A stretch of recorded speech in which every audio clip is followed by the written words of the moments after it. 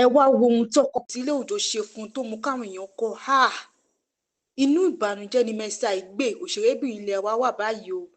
èyí lohun tó fa ìbànújẹ́ náà, ẹ jókòó ẹ gbọ́ ìròyìn náà lẹ́kùnrẹ́rẹ́.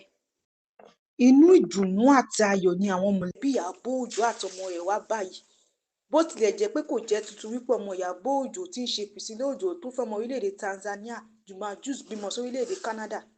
lẹ́yìn tí ọmọ Písílẹ̀ Òjó gba ìwé ọmọ nílùú ní Canada tán lòun àti ìyá rẹ̀ pẹ̀lú ọmọ ọwọ́ tẹkọ̀ létí tí wọ́n sì balẹ̀ sórílẹ̀-èdè Tanzania níbi tọ́kọ rẹ̀ yẹn Juma Jux ti ṣayẹyẹ ìkíni káàbọ̀ àti àríyá rẹpẹtẹ fún ìyàwó rẹ̀ àtọmọ rẹ̀.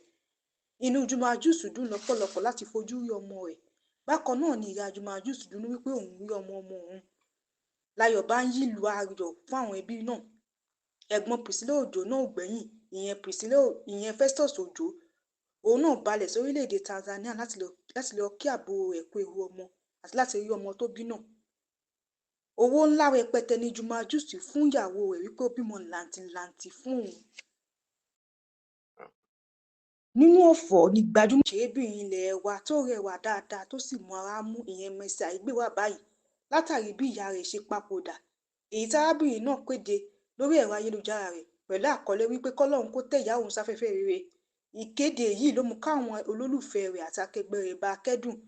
àwọn bíi Ìyábọ̀ Òjó, Dayọ̀ Amusa, Motilọ́lá, Ọmọ́wùmí Ajíbóyè àti bẹ́ẹ̀ bẹ́ẹ̀ ló bá òṣèré náà kẹ́dùn ikú ìyá rẹ̀ tí wọ́n sì gbà ládùúrà pé kí Ọlọ́run kó tẹ́ ìyá òṣèré náà sáfẹ́fẹ́ rere.